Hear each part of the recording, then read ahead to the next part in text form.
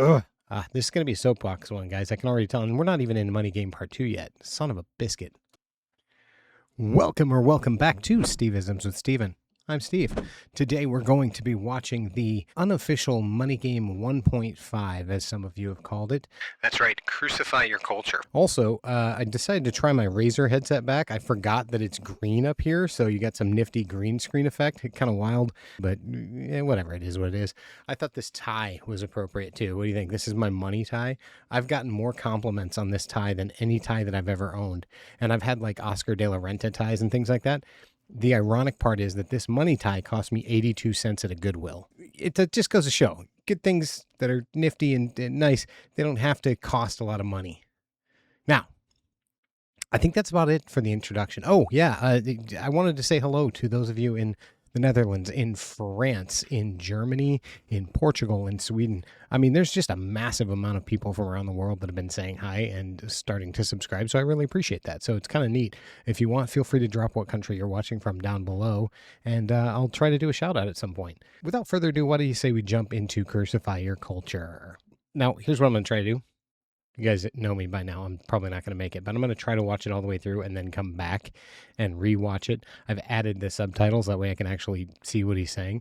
But yeah, so stick around to hear my great commentary before we roll into Money Game Part 2, the official lyric video. Ooh.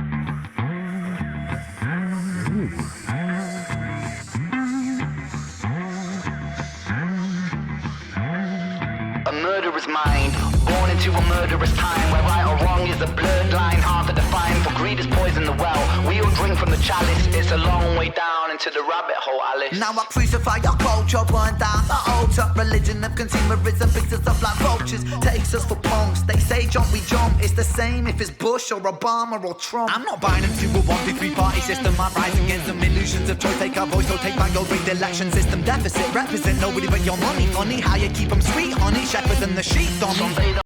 Holy crap, Ren. Wow. So the visuals are sick. I love this whole, like, almost like a Ransom note, the cutout of the text on screen. So freaking cool. I also love, and I've thought about this visual before, artistically. I think it's cool that he actually did this, but the idea of a mouth as in, and the eyeball is inside of it. That's just, God, how cool.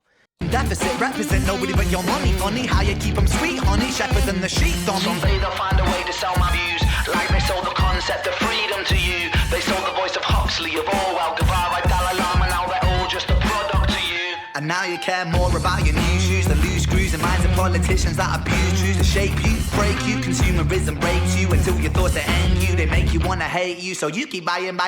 Corporation buying, defying fraudulent liars and burning empires. Tap into the telephone wires and history's biased. It glorifies and justifies our evil. It justifies the wars that rain destruction upon people. Every single human born equal. They treat you like an asset, not a human, man. It's see-through. Slavery through debt. You think that mortgage is to help you? Bills stacking high, killing dreams. Money maims you, lying tames you. The land of the free.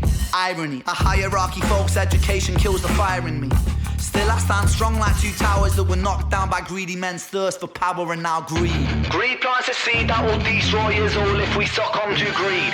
Fuck greed, silent I breathe, burn money. Greed makes us bleed, makes us bleed, makes us bleed. Our political system is a farce. Democracy will not exist till actions speak louder than money. Wealth is a poison honey, another money making holiday for the Easter bunny. Adverts suck out your soul, drink Coca-Cola, lining up the pockets of the fat controller, selling fear to the people, let it spread like a bowl. A propaganda machine, remember the dream, it's hopeless. Nikola Tesla, 1883. The DC current system fought against the AC, but not because the AC system wasn't any better, because people don't like change when money's at the center. Move, let me enter from the epicenter. Poison parliamenter, who's the main contender? Oh, it's you, Mr. President. Evident that the counterintelligence is a hell of a prevalent.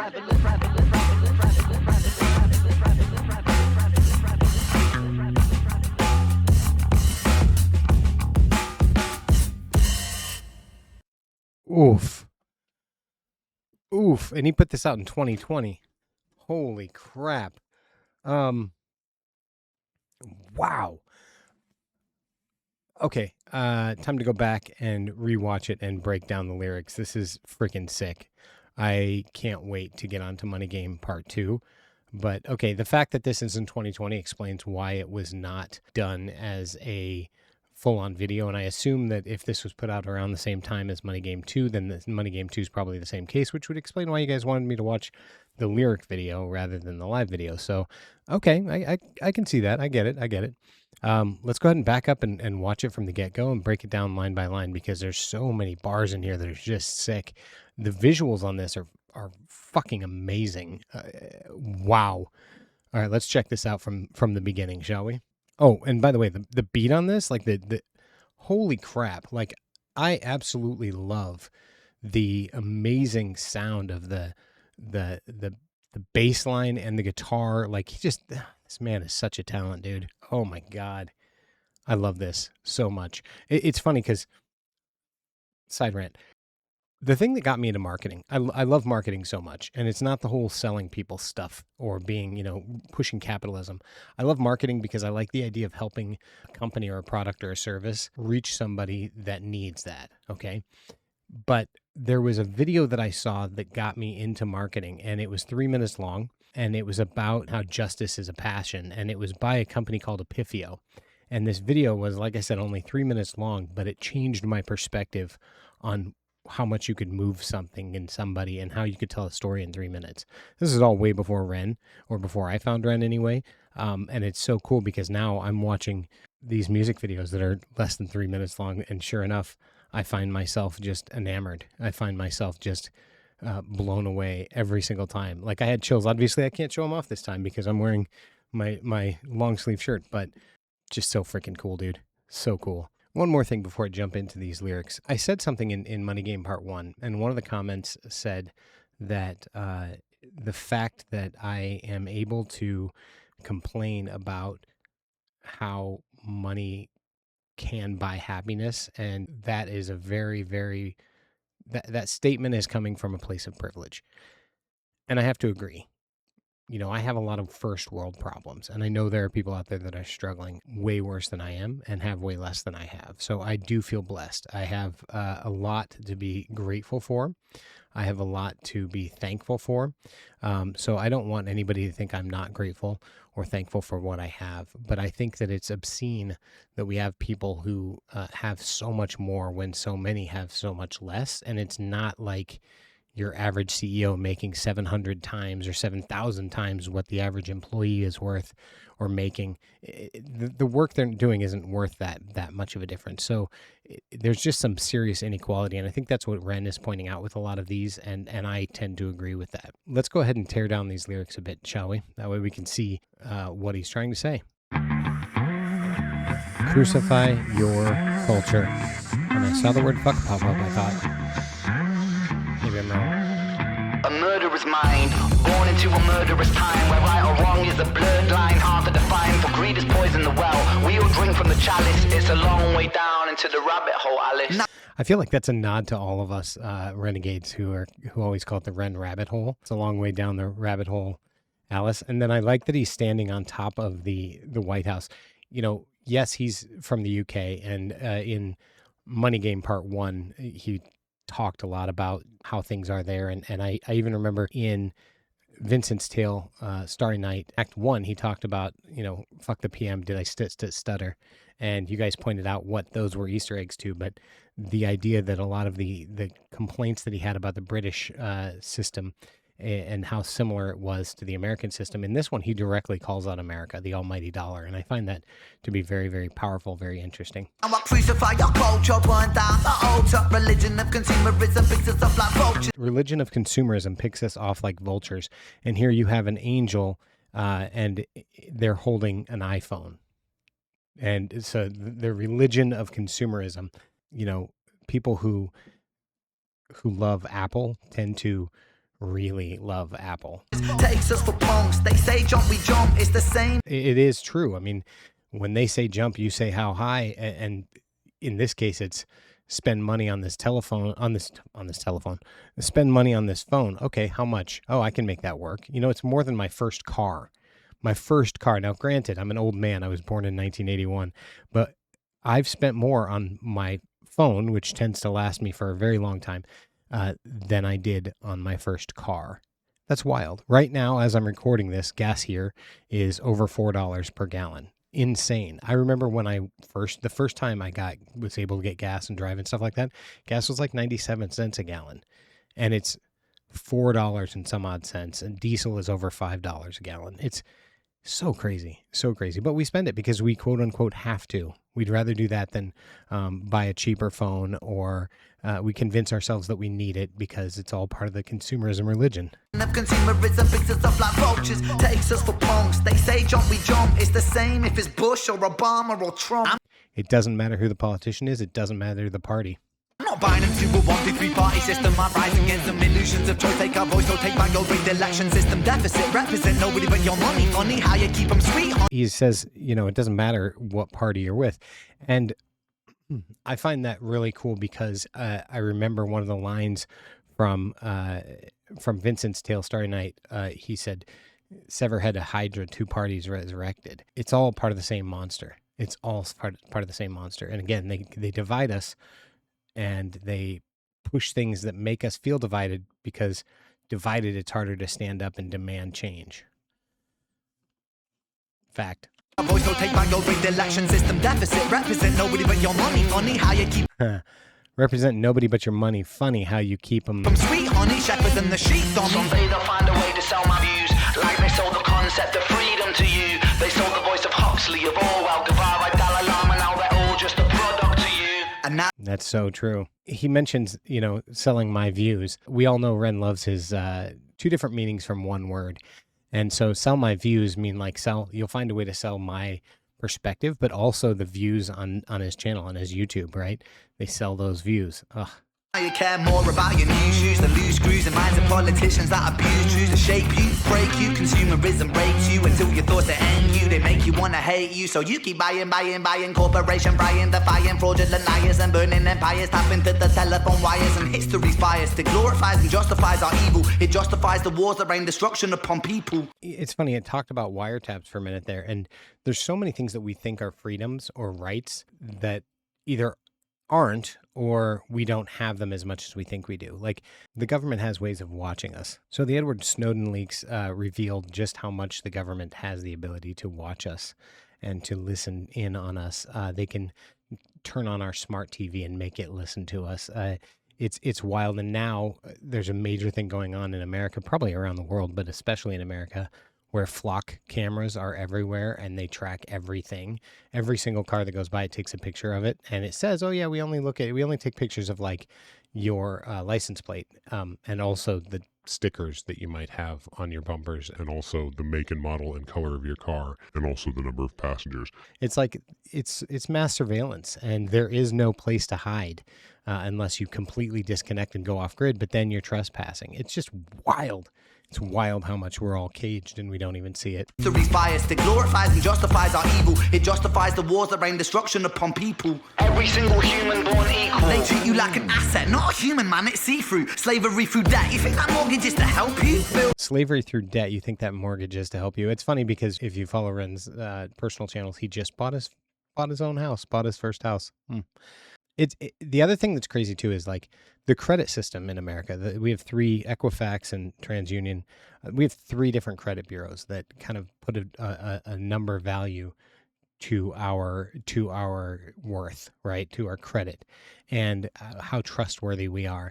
And it's so prevalent that people think we've always had it. But the reality is it's really not that old. I think it came around the time of Reagan. So it's not that old of a system. We didn't have to have it. We don't have to have it. That's why systems and AI are essentially able to decide whether or not you're worthy to loan to, rather than another human being who trusts you. It's so crazy, the leash that we're on, and how enslaved we are to these systems. Ugh. This is going to be a soapbox one, guys. I can already tell. And we're not even in Money Game Part 2 yet. Son of a biscuit. Stacking high, killing dreams, money maims you, lying tames you. The land of the free, irony. A hierarchy, folks, education kills the fire in me. Still I stand strong like two towers that were knocked down by greedy men's thirst for power and... I actually have a 9/11 tattoo. It says, "Remember 9/11/01," an American flag on my shoulder. I've thought about covering it up, frankly. Not because 9/11 doesn't still affect me, but because it's the American flag, and say what you will about that. But I've considered it. It's still there. I haven't covered it, but I do like that he did not include the actual imagery of the Twin Towers getting hit. That's a little classier. Still I stand strong like two towers that were knocked down by greedy men's thirst for power and now greed. Greed plants a seed that will destroy us all if we succumb to greed. Fuck greed, silent I breathe, burn money. Greed makes us bleed, makes us bleed, makes us bleed. Our political system is a farce. Democracy will not exist till actions speak louder than money. Wealth is a poison honey, another money-making holiday for the Easter Bunny. He's talking about the folly of democracy, but in reality, we don't live in America. We don't live in a democracy. People think we do, but we don't. We live in a republic. Democracy would be where every single individual vote matters and is counted. And we would vote on just about everything. But instead, we elect officials to make those decisions for us, so we don't have to vote for everything. So, we use that freedom and democracy interchangeably. But the reality is, they're terrified of true democracy, because if we had true democracy, the power structures that are in place now would be completely and totally and utterly destabilized. Just think about that for a minute. I've suck out your soul, drink Coca-Cola, lining up the pockets of the fat controller, selling fear to the people, let it spread like a bowl, a propaganda machine. Remember the dream, it's hopeless. Nikola Tesla. Let's talk about Nikola Tesla. This is interesting. So I actually wrote a book about Tesla and Einstein. They were alive around the same time. They lived less than 100 miles apart for a while. They never really met, or at least we don't know of any times of them meeting. So I did kind of like a thought experiment of what would happen if Nikola Tesla sat down and played chess with Einstein. What would they talk about, right? And so it's called Meeting of the Minds. I'll leave a link in the description if I remember to, if you want to check it out. But I have a book out that I wrote, and I did so much research on both Tesla and Einstein, their mannerisms, who they were. It was such a powerful thing. So what he's talking about here was the DC current system fought against AC. They called it the war of the currents. And the idea was that there was a super rich guy who he actually worked for, Tesla did, and he thought direct current was the way to go. Tesla found that alternating current was cheaper. And so even though he didn't invent it, he was given a lot of credit for inventing alternate current, but he kind of perfected the system, if you will. And so they had this big contest, and whoever won the contest would light the Chicago World's Fair. And he ended up winning. So Tesla was the one who actually won that. And that's what he's talking about, because Tesla, his whole life was kind of fighting the man. He got lots and lots of money from the man to make these investments, and who made these investments so that he could make his inventions and do the things. But ultimately, when they found out he wanted to give free electricity to everybody and find ways to do that, nobody liked that, because you can't make money off free. I'm joined by my son, who doesn't really want to say anything, but he wants to be here for this. He can't even hear what I hear, so he's just going to hear me pausing and talking, which is funny. But he can read what's on screen, so I can't hear you either, Nick. So you're going to have to tap me on the shoulder if you want to hear or see anything. Although, stand up for a minute. I want to see something. Go this way? Or this way? Yeah. Okay. I thought maybe because he has like little spiders on his pajamas, I thought maybe it'd be see-through, but it's not. Oh, well. All right, so, I was talking about Nikola Tesla. The guy is a genius. He's brilliant. Very, very interesting. 1883, the DC current system fought against the AC, but not because the AC system wasn't any better, because people don't like change when money's at the center. That's the truth. So again, like I said, the guy that he was going against, that's where the money was. So they didn't like the idea of changing everything over. Also, this little thing up in the corner here that talks about the school take budget cuts, football paid $90 million, whatever. That drives me nuts, because in my current school district that we have in my town, the superintendent of the school district, so the big boss, makes, I believe, it's $260,000 a year. So over $250,000 a year. Meanwhile, teachers don't get paid quite as much, and also the programs that I care about are not being funded very well. And they'll spend $5 or $6 million. What? Anyone didn't know. This is a green screen, by the way, in case anyone didn't know. True, there's a green screen back there. But, $5 or $6 million spent on the American football stadium, essentially, in my town. And it's not a huge town. It's just wild to me. It's such a waste of money. Happy thoughts. Move, let me enter from the epicenter. Poison parliamenter, who's the main contender? Oh, it's you, Mr. President. Evident that the counterintelligence is a hell of a prevalent. I see you giggling back there. What's up? It's a guy that I can't say my opinion about because I don't want to get political. Fair. I respect it. Because I don't want to be on either or side because I don't want anyone to be mad at me. I thought you didn't. I'm not going to say whose side I'm on because I don't want anyone to be mad at me. Thought you didn't care what people thought. Yeah, I guess. All right.